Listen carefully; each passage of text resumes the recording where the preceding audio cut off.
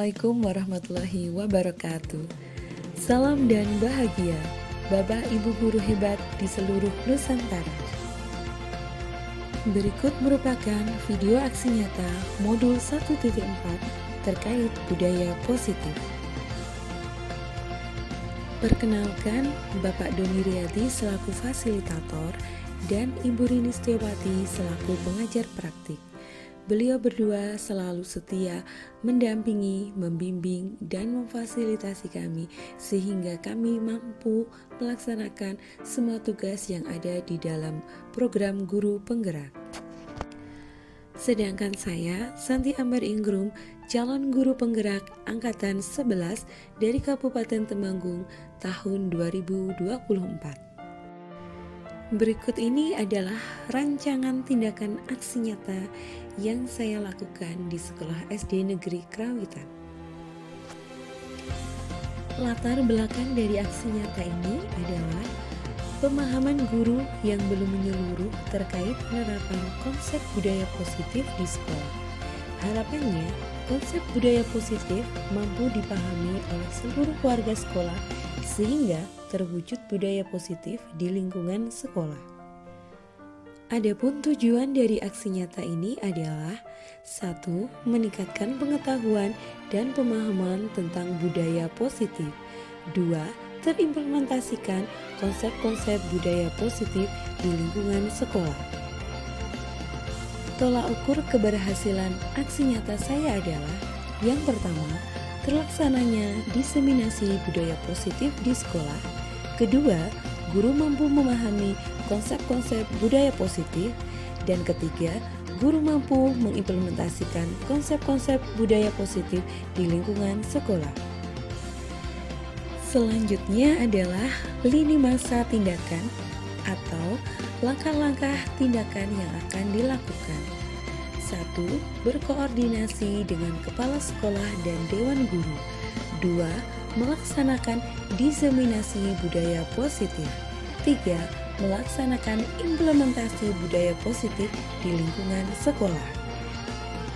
Adapun dukungan yang saya butuhkan untuk keberhasilan aksi nyata saya antara lain kepala sekolah, wali kelas, rekan sejawat, murid, dan seluruh warga sekolah. Berikut merupakan kegiatan diseminasi budaya positif yang saya lakukan di SD Negeri Krawitan. Assalamualaikum warahmatullahi wabarakatuh.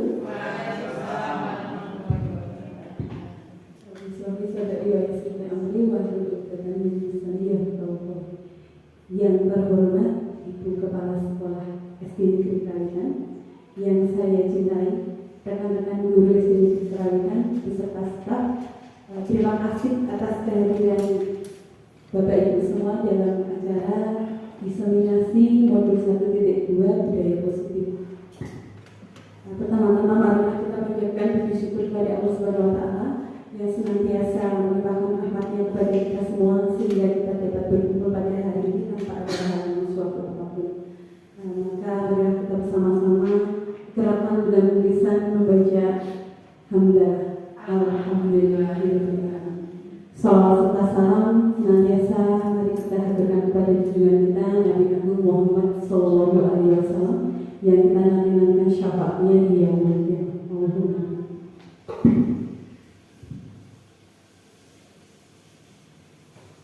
Pada hari ini saya akan memaparkan tentang diseminasi budaya positif tugas modul 1.4.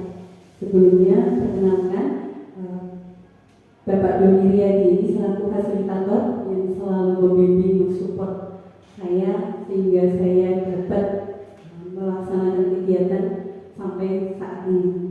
Lalu berikutnya adalah Ibu Rini Setiawati selaku pengajar praktik. Beliau juga selalu mendampingi saya dalam belajar. Dan ini saya sendiri calon guru penggerak Angkatan 11. Sebelumnya Ibu, kita santai saja biar mencairkan suasana. Kita melakukan ini Ibu, tepuk love biar kita bahagia. Hari ini bahagia semua ya? Alhamdulillah. Tepuk love, love kecil Bagaimana Bu, Bapak? Love kecil, love sedang, love besar, love jumbo, begitu ya? Bisa? Iya, ya berdiri dulu.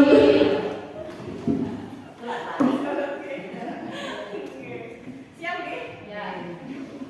Tepuk love. Love kecil, love sedang, love besar, love jumbo. Iya, terima kasih.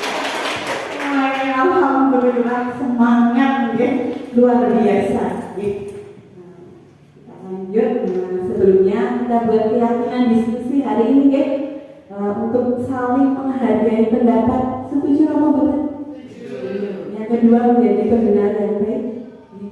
Yang ketiga memberi masukan yang konstruktif. Ya. Lanjut. Jadi konsep budaya positif itu yang pertama itu disiplin positif dan nilai-nilai kebajikan universal. Yang kedua teori motivasi, hukuman dan penghargaan restitusi. Yang ketiga keyakinan kelas. Yang keempat kebutuhan dasar manusia dan dunia berkualitas. Yang kelima restitusi 5 posisi kontrol. Yang keenam restitusi segitiga restitusi. Paradigma perubahan paradigma belajar. Jadi lingkungan yang aman dan nyaman di sekolah akan berdampak secara maksimal pada perkembangan dan pembentukan karakter peserta didik. Jadi kalau lingkungannya aman, nyaman, insya Allah anak didik itu akan lebih bahagia, siap untuk menerima pembelajaran. Jadi seorang guru hendaklah memiliki kemampuan dalam menerapkan budaya positif di lingkungan sekolah serta senantiasa menjadi pembelajar sepanjang hayat. Jadi yang belajar itu tidak hanya murid, jadi semua termasuk guru itu harus belajar. Saya di sini juga baru belajar dari panjenengan semua. Jadi bukan berarti saya di depan itu saya memahami konsep ini, tetapi kita bersama-sama untuk belajar. Perubahan paradigma itu stimulus respon teori kontrol. Bisakah kita mengontrol seseorang? Bisa nggak Bapak Ibu? Mengontrol seseorang. Ini stimulus responnya ya. Kita mencoba mengubah orang agar berpandangan sama dengan kita. Kira-kira bagaimana? Bisa nggak? Jadi teori kontrolnya ini. Jadi nomor 1 yang pertama kita berusaha memahami pandangan orang lain terkait dunia. Kalau kita memahami bisa nih. Tapi untuk apa? Mengubah kira-kira bagaimana? Yang kedua, perilaku buruk dilihat sebagai suatu kesalahan. Di teori kontrolnya, semua perilaku memiliki tujuan. Jadi kalau anak ada yang berbuat salah itu sebenarnya jangan cuma langsung kita menjatuh, kamu salah gitu. Oke? Pasti ada apa istilahnya alasannya. Yang ketiga, orang lain bisa mengontrol saya. Bisa nggak? Yang bisa mengontrol diri kita itu ya diri kita sendiri. Oke. Yang keempat, saya bisa mengontrol orang lain. Tidak bisa nih. Anda tidak bisa mengontrol orang lain. Yang kelima, pemaksaan ada pada saat tujuan gagal. Jadi kadang kalau misalnya anak rewel, akhirnya dipaksa. Karena dia pengen langsung berhasil itu. Padahal harusnya bagaimana? Kolaborasi. Jadi biar menciptakan pilihan-pilihan baru. Disiplin positif dan nilai-nilai kebajikan universal. Apa sih makna disiplin itu? Siapa yang mau membaca?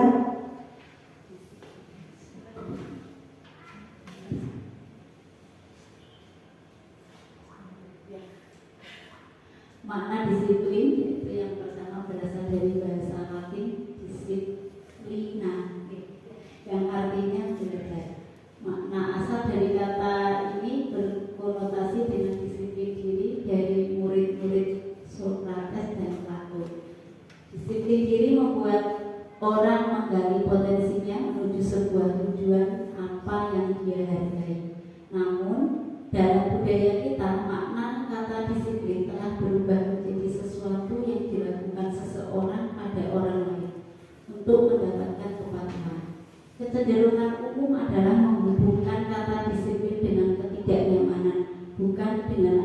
yang kita hargai atau pencapaian suatu tujuan mulia.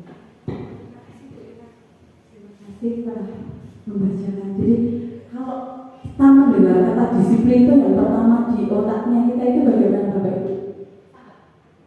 Ya, peraturan harus apa?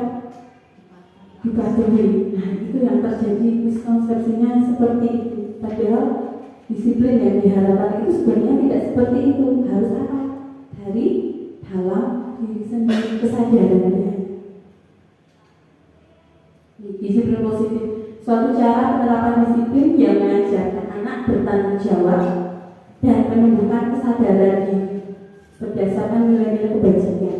Jadi dari dalam diri anak itu sendiri tanpa harus ada suatu paksaan. Disiplin positif dapat membuat murid memahami, menyadari berdasarkan motivasi internal, bukan akibat paksaan, pujian maupun hukuman. Tidak diberi iming-iming itu karena dia sudah sadar ya dia melakukan. Nilai-nilai kebajikan. Oke, mau bacakan? Enggak, benar benar.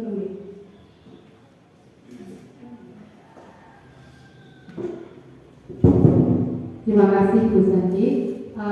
Di sini ada nilai-nilai kebajikan. Nilai-nilai kebajikan adalah sifat-sifat positif manusia yang merupakan tujuan mulia yang ingin dicapai setiap individu. Nilai-nilai tersebut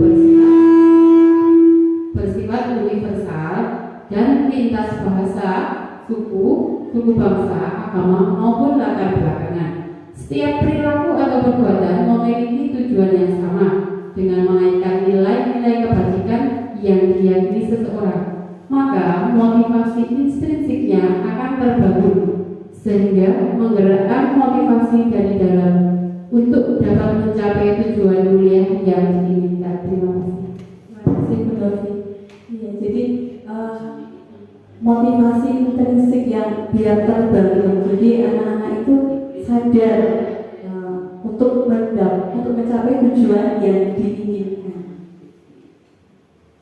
Nah, nilai-nilai kebajikan yang ingin dicapai oleh setiap anak Indonesia kita kenal dengan profil pelajar Pancasila. Ada apa saja ini Bapak Ibu? Namanya beriman dan bertakwa kepada Tuhan Yang Maha Esa, bertanggung kreatif, kritis, mandiri. Jadi semua nilai ini yang ingin kita terapkan kepada peserta didik kita. Nah, teori motivasi, hukuman dan penghargaan restitusi. Kira-kira kalau hukuman, penghargaan, restitusi itu apa ya? Setuju atau tidak Bapak Ibu? Yang pertama, kita baca bersama-sama. Nomor 1, hukuman di sekolah dapat mendisiplinkan anak. Kira-kira bagaimana Bapak? Setuju atau tidak?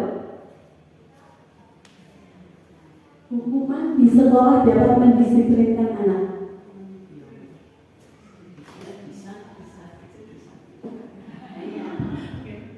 Bisa ya, tapi kadang bisa menjadi ketakutan anak. Berarti itu kan apa? Masih dari luar, betul, iya. Kalau yang nomor 2, pemberian hukuman dengan hal positif seperti membaca atau membersihkan halaman sekolah dapat meningkatkan disiplin anak. Bisa. Kalau nomor 3, memberi penghargaan dapat meningkatkan motivasi belajar anak. Setuju ya? Kita karena mindsetnya kita itu memang dari dulu ketika belajar memang seperti itu Bapak Ibu. Oke. Padahal ini adalah kalau di dalam teori motivasi, kira-kira kalau hukuman di sekolah itu motivasinya dari dalam anak atau dari luar? Dari luar. Berarti harusnya tidak setuju. Kalau pemberian hukuman membaca, aku mau membaca, tapi karena ini pemberian hukuman ini loh masih dari luar juga memberi penghargaan. Padahal penghargaan itu kalau menurut kita itu baik ya, padahal itu dari luar juga. Nah ini teori motivasi perilaku manusia untuk menghindari ketidaknyamanan atau hukuman apa yang akan terjadi apabila saya tidak melakukannya. Seperti pertanyaan yang sebelumnya. Jadi itu masih dari motivasinya adalah eksternal untuk mendapatkan imbalan dari orang lain atau instansi. Apa yang akan saya dapatkan apabila saya melakukannya? Masih dari luar untuk menghargai diri sendiri. Saya akan menjadi orang yang seperti apa bila saya melakukannya. Nah ini yang diharapkan adalah ketika anak mempunyai motivasi internal, tujuan disiplin positif sehingga nilai-nilai kebajikannya dapat tercapai. Nih, hukuman dihukum oleh penghargaan. Maksudnya bagaimana? Coba Pak Sila. Terima kasih Bu Santi. Dihukum oleh penghargaan, bahwa penghargaan berlaku sama dengan dukungan dalam hati, meminta atau membujuk seseorang melakukan sesuatu untuk memenuhi suatu tujuan tertentu dari orang yang meminta atau membujuk. Dorongannya eksternal dan akan ada faktor ketergantungan.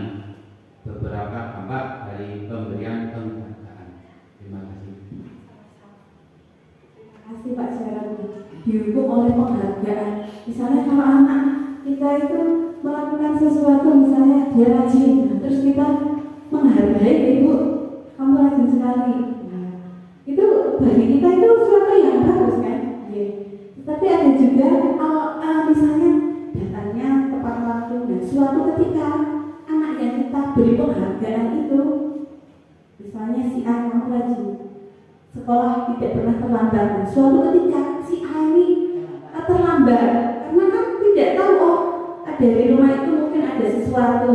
Nah, padahal teman-temannya menganggap kalau si A itu rajin dan tidak pernah terlambat.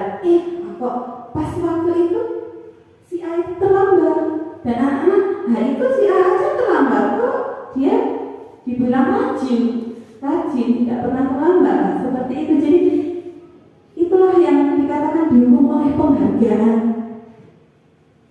Jadi terkadang menurut kita itu sudah melakukan yang terbaik, namun ada kelirunya gitu. Jadi harusnya bagaimana, yuk kita cari tahu. Nah ini, jadi pengaruh jangka panjang dan jangka pendek, jangka panjang. Penghargaan menghukum, penghargaan mengurangi ketepatan, penghargaan tidak efektif, penghargaan merusak hubungan, penghargaan menurunkan kualitas, penghargaan mematikan kreativitas, dan penghargaan mengurangi motivasi intrinsik. Jadi kalau yang tadi itu, kalau misalnya si A itu datangnya suatu ketika datangnya terlambat, padahal dia sudah di label, oh dia anak yang rajin tidak pernah terlambat, berarti tidak boleh terlambat. Padahal kan manusiawi gitu, kalau terlambat itu mungkin di rumah ada sesuatu dan saat itu kok dia datangnya terlambat. Nah, terus bagaimana yang harus kita lakukan? Untuk bentuk program kebajikan apresiasi. Dalam memberikan apresiasi, pengakuan perlu diingat beberapa hal. Beri pengakuan secara khusus, beri pengakuan secara pribadi, beri pengakuan kepada semua murid bergantian. Jadi tidak hanya si A saja, tapi juga seluruh murid kita. Kita harus bisa memfasilitasi semua kebutuhan peserta didik tanpa harus memisah-misah, mengkotak-kotakkan. Lalu beri pengakuan secara konsisten, fokus pada proses. Jadi ketika dia datangnya pagi tidak terlambat, ya beri, oh kamu hari ini datangnya tidak terlambat, hebat. Itu tidak lengkap, tidak cuma terus apa, oh dia itu rajin tok, berhenti di situ. Nah, itulah yang harus kita perbaiki. Restitusi. Apa itu restitusi? Restitusi adalah proses menciptakan kondisi bagi murid untuk memperbaiki kesalahan mereka sehingga mereka dapat kembali ke kelompok mereka dengan karakter yang kuat. Restitusi juga merupakan proses kolaboratif yang mengajarkan murid untuk mencari solusi atas masalah mereka dan membantu murid untuk berpikir ingin menjadi orang seperti apa mereka, tujuan yang mulia, dan bagaimana mereka memperlakukan orang lain. 9 ciri-ciri restitusi. Bu Wahyani mau membacakan? Terima kasih atas waktunya. 9 ciri-ciri restitusi. Yang pertama, belajar dari kesalahan, bukan menebus kesalahan. Yang kedua, memperbaiki hubungan. Yang ketiga, menawarkan bukan memaksa. Yang keempat, restitusi diri adalah cara terbaik. 5. Menuntun untuk melihat ke dalam diri. 6. Mencari kebutuhan dasar yang mendasari tindakan. 7. Berfokus pada karakter bukan tindakan. Yang 8. Berfokus pada solusi. 9. Mengembalikan murid yang berbuat salah pada kelompoknya. Terima kasih Bu Yani. Nah, itu adalah 9 ciri-ciri restitusi. Nah, nanti di slide yang terakhir itu nanti ada contohnya restitusi itu seperti apa. Nih, nah kita lanjut dulu. Nih. Nah, ini ada tindakan guru, hukuman atau konsekuensi. Nah, menurut Bapak Ibu, ya Bang.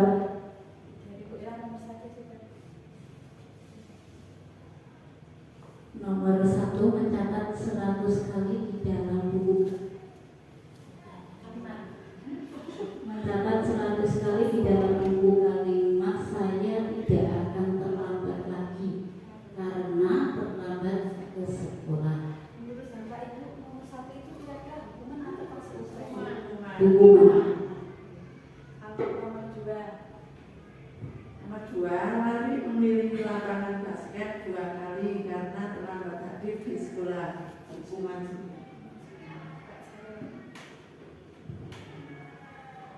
Murid diminta untuk push up 15 kali karena tidak menggunakan masker ke sekolah. Hukuman atau konsekuensi?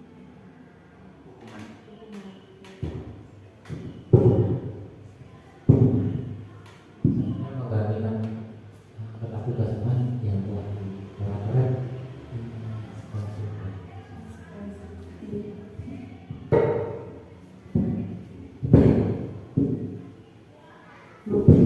Membersihkan tumpahan air di meja tulis karena tersenggol pada saat belajar. Konsekuensi. Meminta murid tidak mengenakan sepatu seharian di sekolah karena tidak mengenakan sepatu hitam. Hukuman.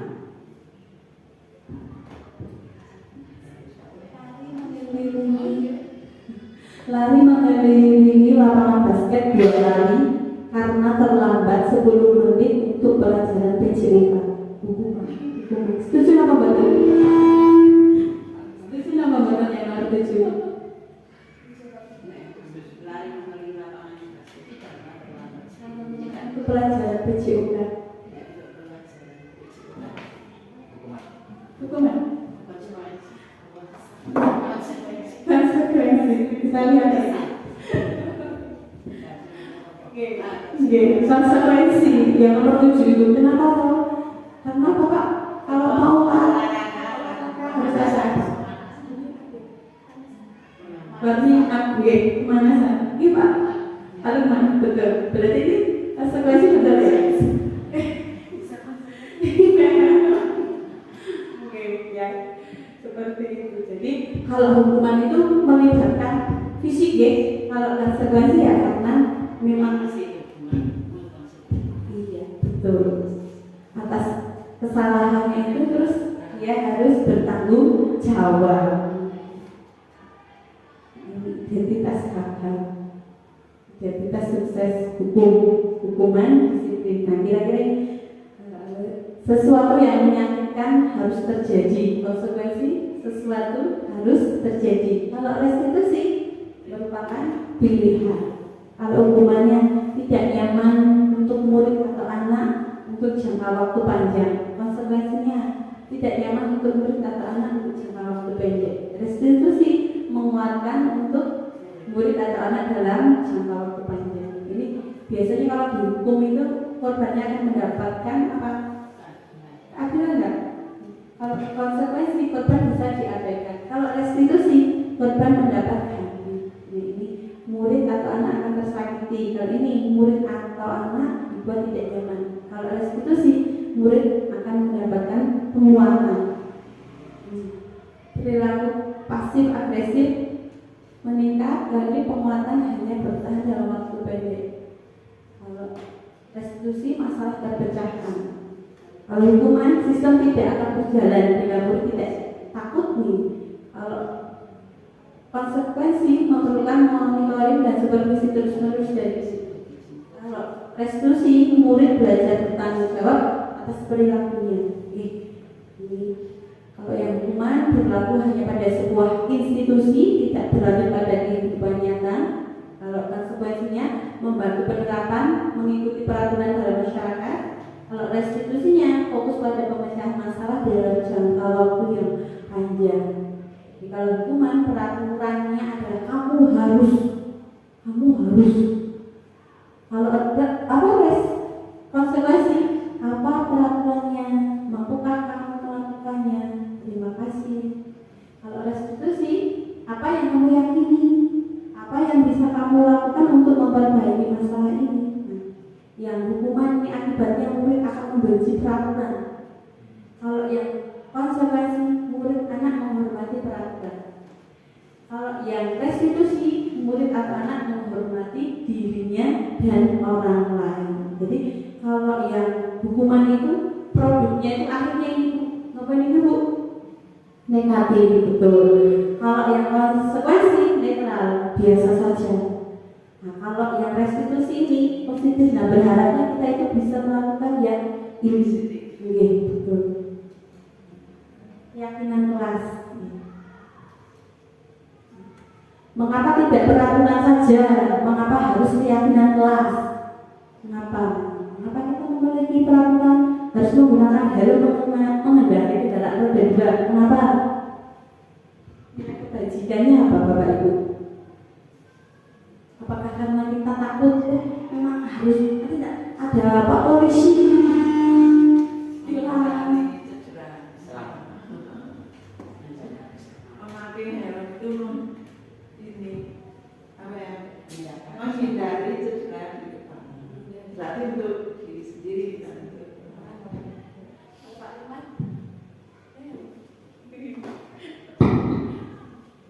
Lebih karena untuk keselamatan diri karena itu hal besar. Betul. Jadi nomor satu itu karena nilai kebajikannya itu adalah keselamatan diri. Jadi bukan karena takut nanti. Iya betul. Biasanya kan seperti itu, ya.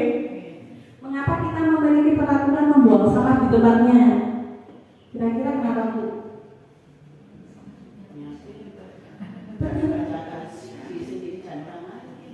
Iya, betul, untuk kebersihan. Okay. Mengapa kita memiliki peraturan harus datang tepat waktu saat mengikuti pelatihan? Mulai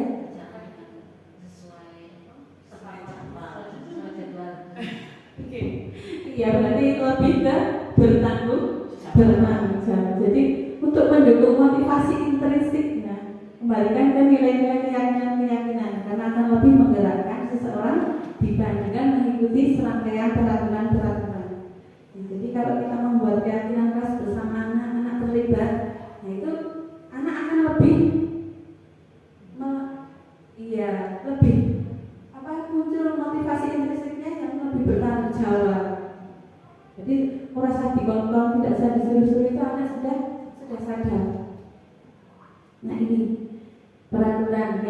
kelas. Nah, selalu kembalikan buku ke tempatnya. Kira-kira nilai keberhasilannya apa?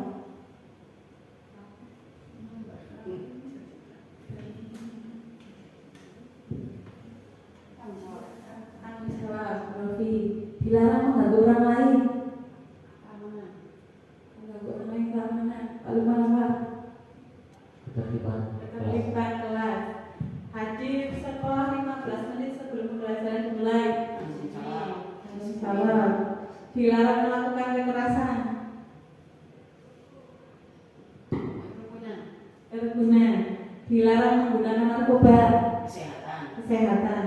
Bergantian atau menunggu giliran. Sabaran. Kesabaran. Gunakan masker. Kesehatan. Jangan berlari di kelas atau koridor. Keamanan. Jadi nilai-nilai yang ingin kita capai itu agar anak-anak itu apa toh?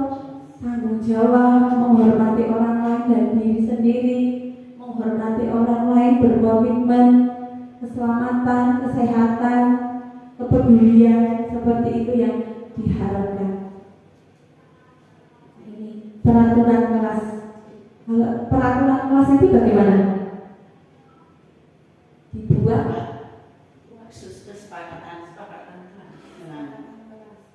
bedanya dengan keyakinan. Kalau peraturan, kita kalau misalnya dengar kata peraturan itu harus ditaati. Ya, berarti kira-kira nek peraturan kelas, peraturan itu dibuatnya Sudah ada aturannya dulu. Aturannya sudah dibuat ya, anak-anak harus mematuhi atau mengikuti aturan yang ada.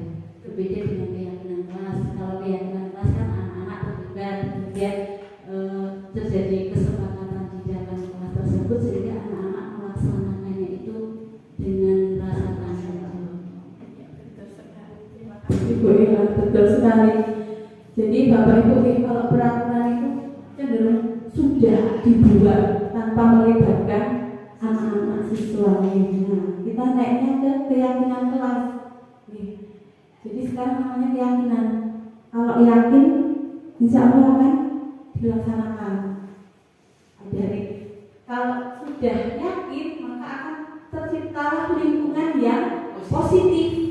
Nah, lingkungan yang positif ini akhirnya membentuk suatu budaya yang positif, kebiasaan-kebiasaan yang baik. Kesepakatan kelas. Kalau dulu itu di awal-awal program guru atas 1-2 itu namanya kesepakatan kelas. Nah, sekarang dari kesepakatan kelas itu diganti dirubah dengan kata keyakinan.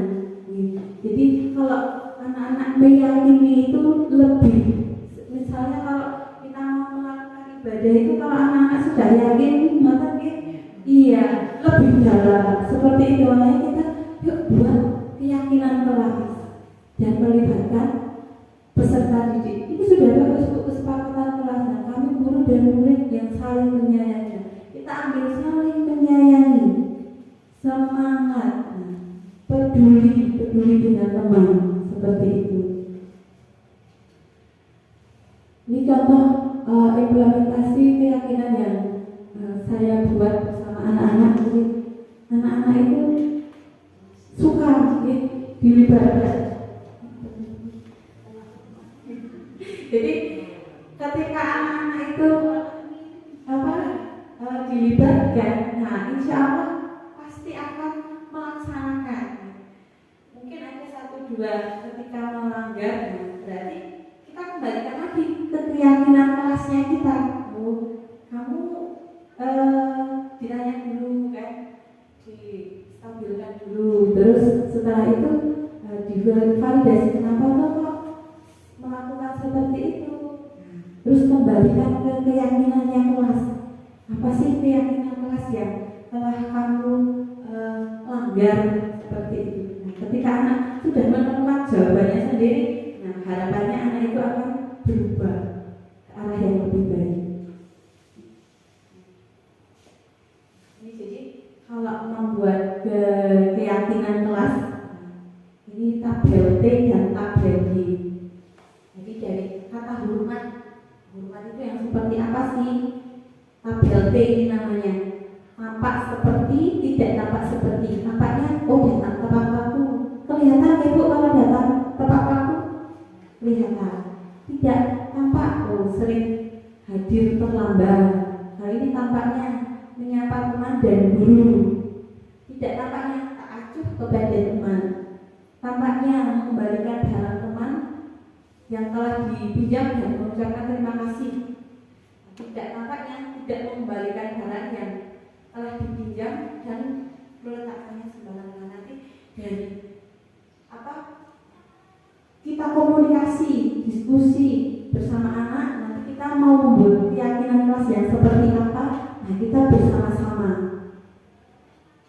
Nah ini, jadi dari yang tampak ini nanti kita tuangkan ke tabel Y. Terlihat, terdengar, berperilaku. Nah, jadi dari ini terlihat berempati kepada terhadap perasaan orang lain. Terdengarnya satu orang berbicara, yuk saya bantu.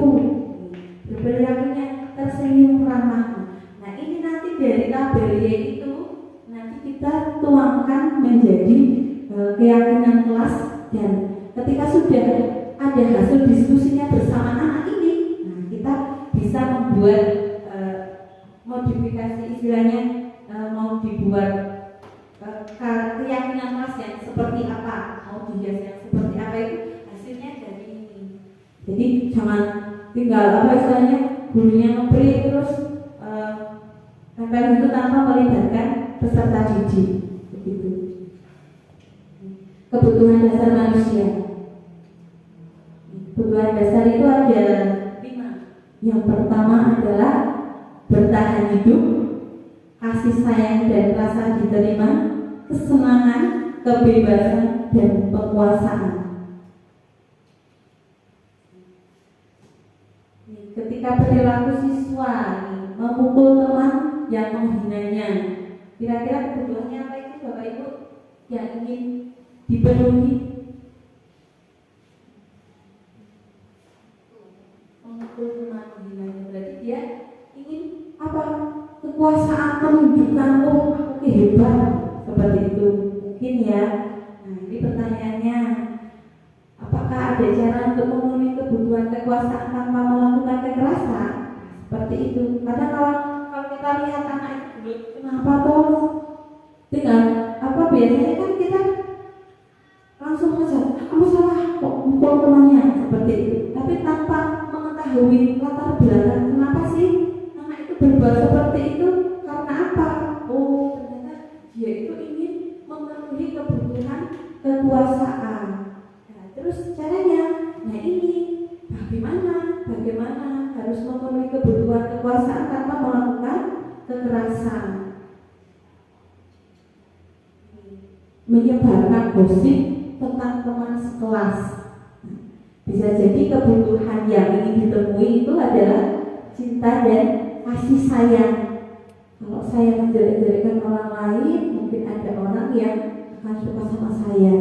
Jadi kebutuhan anak itu tidak terpenuhi. Nah ini pertanyaannya, adakah cara untuk memenuhi kebutuhan cinta dan kasih sayang tanpa merusak reputasi orang lain? Biasanya kalau kita suka ngicing-ngicing di Bapak Ibu, nah, berarti kita harus apa istilahnya, menggali lebih dalam lagi bagaimana sih anak itu melakukan itu, karena apa, alasan apa. Menjatuhkan teman saat teman sedang berjalan di lorong sekolah. Kebutuhan yang diberi adalah senang, hanya bercanda, oh cuma senang. Jadi apakah ada cara untuk memenuhi kebutuhan senang tanpa menyakiti orang lain? Mengganggu di kelas, berarti dia ingin apa ini? Kebebasan, bebas saya. Apakah ada cara untuk memenuhi kebutuhan kebebasan tanpa mengganggu pembelajaran semua orang? Jadi dari perilaku anak-anak yang sering kita hadapi sehari-hari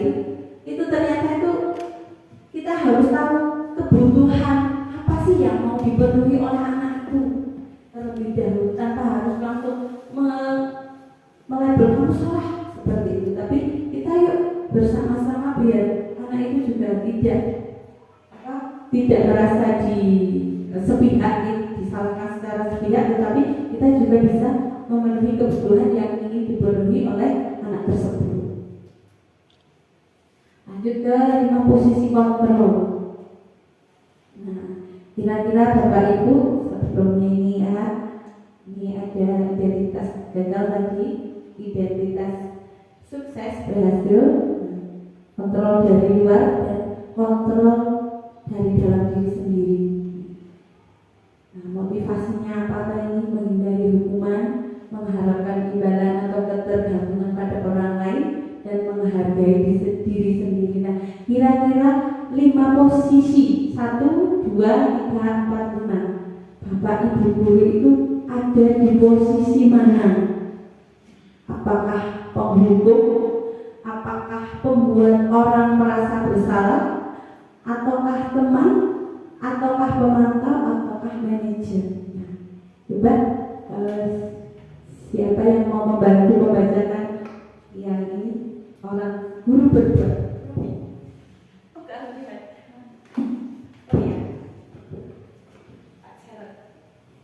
Guru berkata, kalau kamu tidak melakukannya, awas ya. Yang berbuat. Guru berbuat, menghadik, menunjuk-nunjuk, menyakiti, menyindir, berceramah dan mengatakan seharusnya itu kecewa, membuatkan alasan-alasan untuk muridnya, menghitung dan mengukur, mengajukan pertanyaan-pertanyaan. Kalau Pak Jarod kira-kira posisi kontrolnya Pak Jarod gimana ini? Lebih cenderung ke penghukum atau membuat orang merasa bersalah, teman, pemantau atau manajer? Kalau menurut saya, pembuat orang merasa bersalah. Terima kasih. Terima kasih Pak Jarod. Membuat orang merasa bersalah, berceramah dan mengatakan seharusnya ini bla bla bla. Ibu kecewa, bapak kecewa. Nah, seperti itu, oke. Jadi kadang kita itu tidak melihat kebutuhannya anak, langsung menyalahkan seperti itu. Nah, dari situ kira-kira mau diperbarui atau mau pindah ke sini Pak, menjadi teman. Ini Pak Jarod. Oke. Kan kalau yang Membuat orang bersalah itu kan identitasnya nanti jadinya ini Pak, gagal. Jadi nanti kita dari hasil ini harapannya naik level, tidak langsung ke manajer, harapannya memang harus langsung ke manajer, tapi kan kita butuh proses, nah naik level ke teman. Nanti kalau temannya berhasil, lanjut ke pemantau, lanjut lagi ke manajernya ini. Lanjut guru berkata, kalau kamu tidak melakukannya, awas ya, rasakan. Ini penghukum. Kalau membuat orang merasa besar, seharusnya kamu sudah tahu. Ibu lelah sekali mengatakannya. Ibu stres.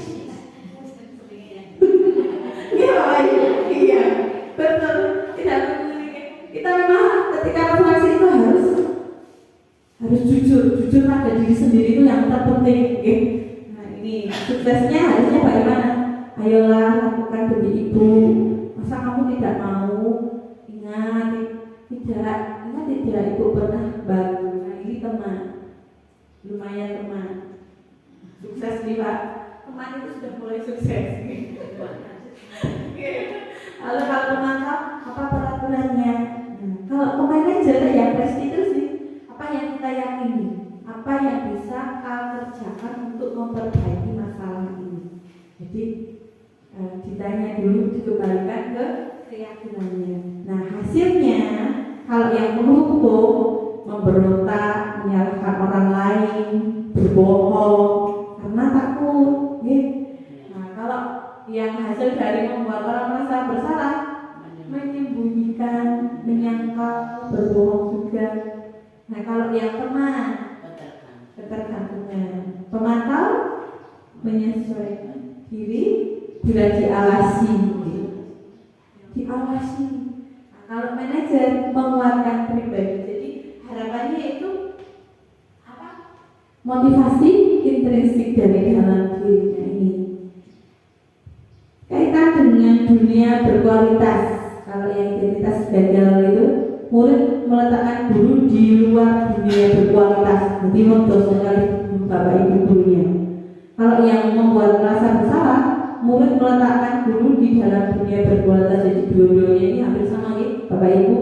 Kalau yang teman, murid meletakkan guru di sebagai orang yang sangat penting di dunia berkualitas. Sudah mulai penting. Yang pemantau, murid meletakkan guru, peraturan dan hukuman di dunia berkualitas. Kalau yang manajer, murid meletakkan dirinya sebagai individu yang positif dalam dunia berkualitas. Murid berkata, biarkan saja, nanti juga marah-marah lagi. Oke ya bu, itu hanya seperti itu. Kalau yang membuat merasa bersalah, maafkan saya ya Pak. Begitu. Kalau yang teman, saya pikir bapak ibu teman saya, ternyata begitu. Teman. Kalau yang pemantau, berapa banyak bintang yang harus saya peroleh, berapa halaman yang harus saya tulis. Nah itu biasanya kalau pemantau ini reward and punishment. Jadi kalau diparingi hadiah, nah baru mau melakukan. Berarti kira-kira kalau reward and punishment itu efeknya juga baik apa enggak?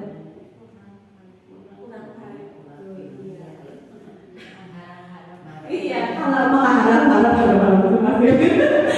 dapat ya dilakukan, kalau biarin aja. Kalau yang manajer, bagaimana caranya saya bisa memperbaiki keadaan? Jadi bukan membuat salah, tetapi lebih mencari solusi. Dampaknya bagi muridnya, ini kalau yang pembuku itu mengulangi kesalahan, kalau yang membuat orang merasa bersalah, merasa rendah diri.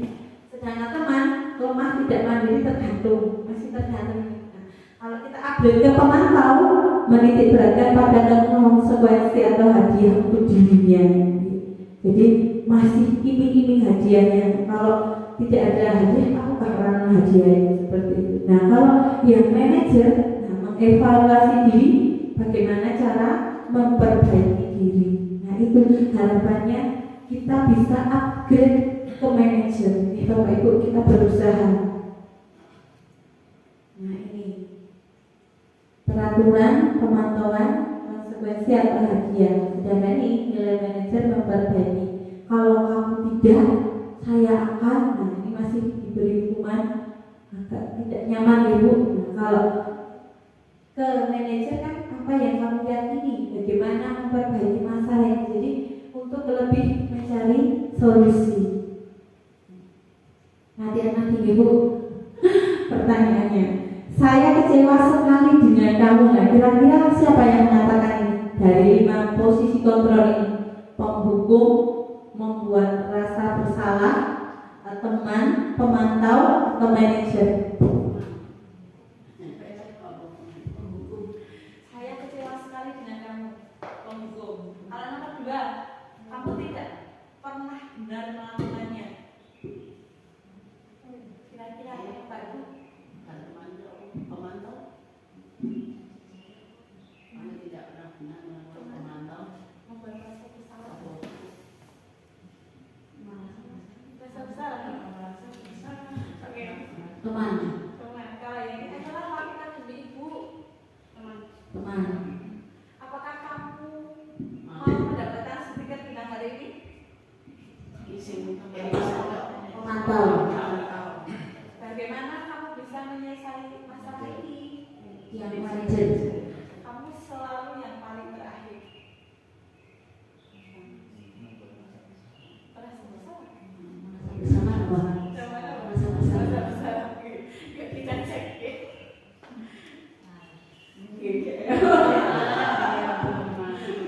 Nah ini, saya kecewa sekali dengan kamu, membuat orang merasa bersalah.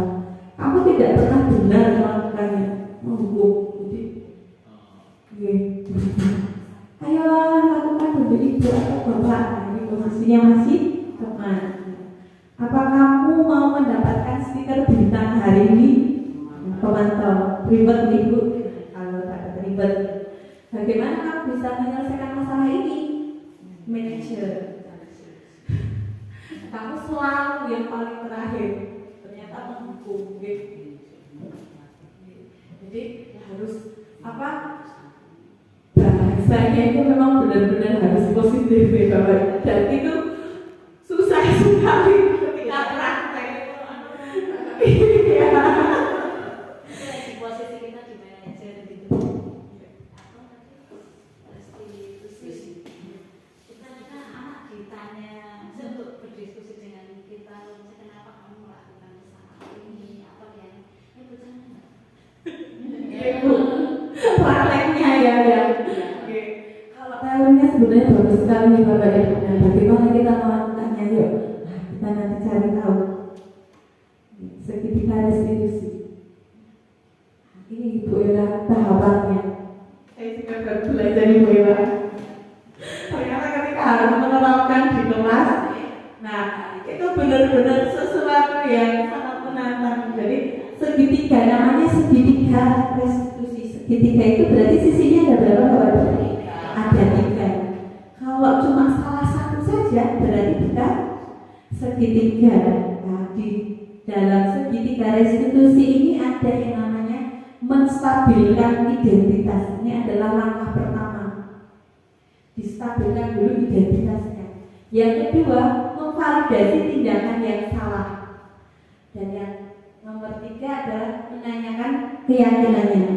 1 menstabilkan, 2 memvalidasi tindakan yang salah, dan yang ketiga adalah menanyakan keyakinannya. Jadi namanya segitiga berarti 3-tiganya ini harus dilakukan. Yang pertama yaitu menstabilkan identitas. Untuk membuat anak yang merasa gagal karena berbuat salah menjadi positif terhadap dirinya. Nah ini langkah-langkahnya. Guru berkata, berbuat salah itu hal yang manusiawi. Jadi mungkin ketika ada masalah, kita bawa anak itu jangan di depan teman-temannya kalau bisa nih. Jadi kita bicara berdua. Kalau yang membuat salah satu ya, kalau lebih dari satu ya kita ajak bersama, duduk bersama gitu.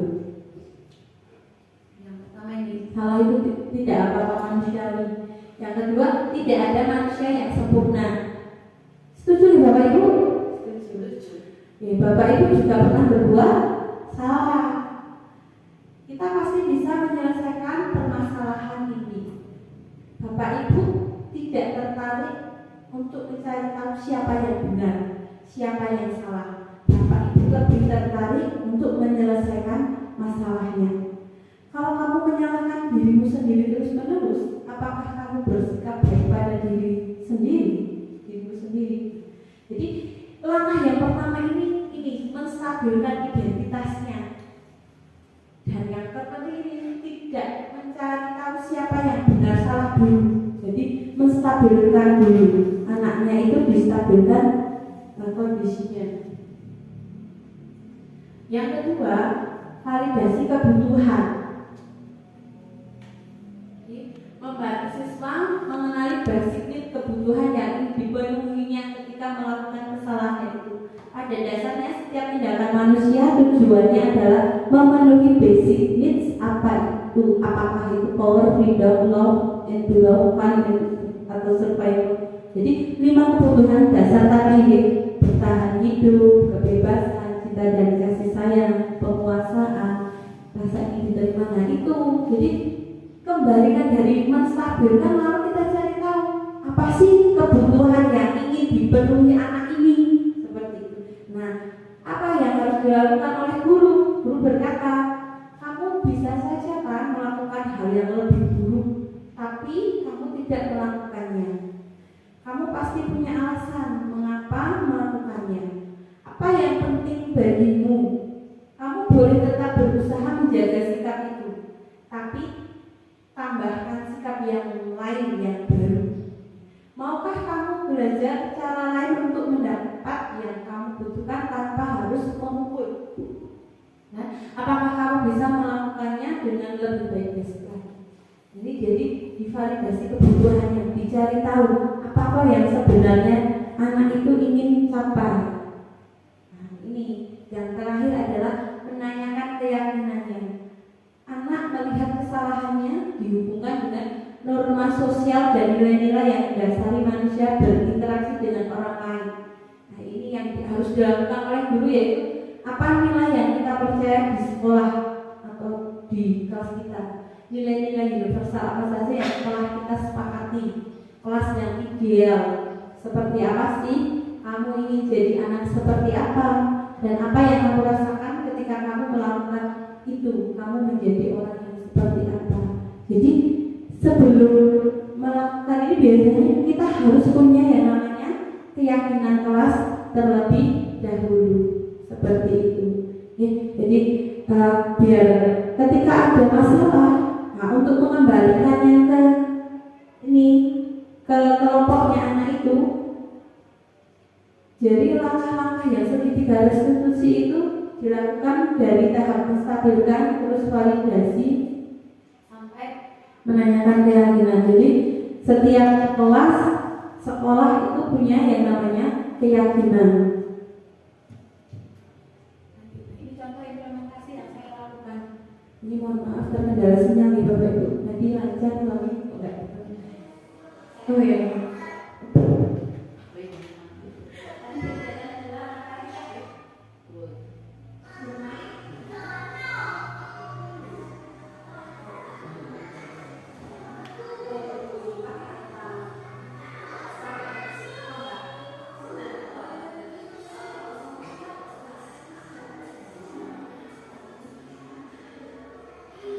Ini langkah menstabilkan.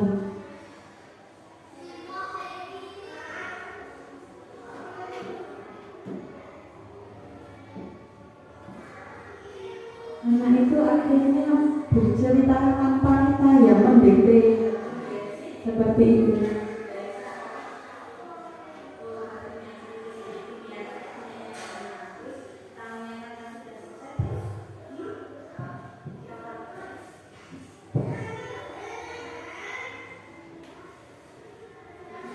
Ya, namanya anak polos sih Bapak Ibu.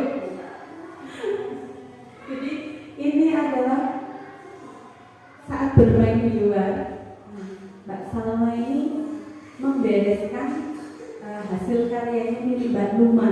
Padahal Mbak Numa itu belum selesai. Waktu itu Mbak Numa sedang mencari kerikil karena belum selesai. Nah, Mbak Numa ini niatnya punya, tapi salah karena belum minta izin.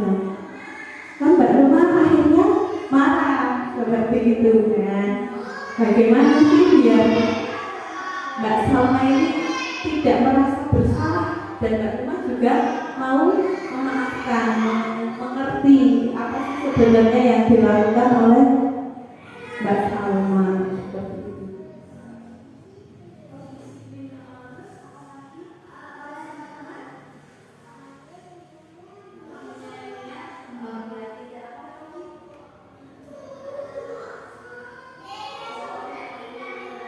Jadi anak itu akhirnya mengetahui kesalahannya tanpa kita yang menyalahkan, dan dia juga mau berbuat baik untuk memperbaiki keadaan, seperti itu.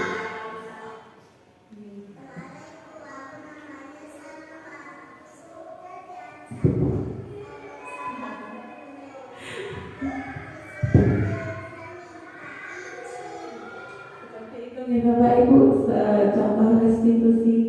Mungkin kedepannya kita juga harus lebih baik lagi. Ini saya juga baru belajar. Nah, ini intervensi ini bisa membantu murid kembali ke tujuan semula dengan cukup sikap, dengan cara konfrontatif, jadi lebih ramah anak.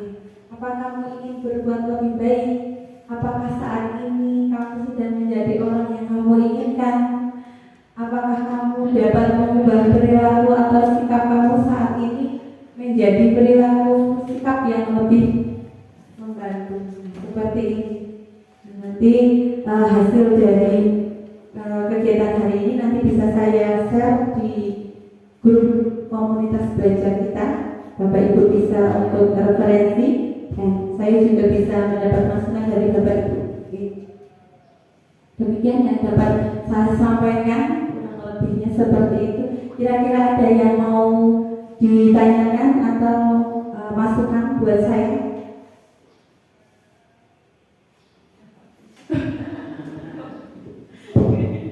Terima kasih Bu Santi, ini menjadikan kita semua kalau ada kegiatan hari ini menjadi paham untuk menangani kenakalan siswa.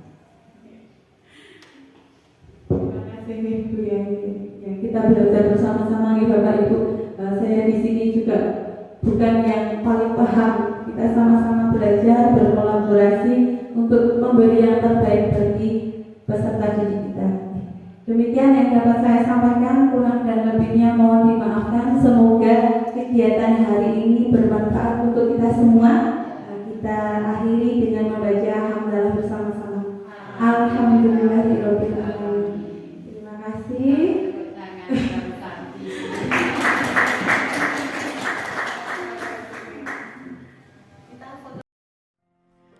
Berikut merupakan testimoni dari kepala sekolah dan rekan sejawat.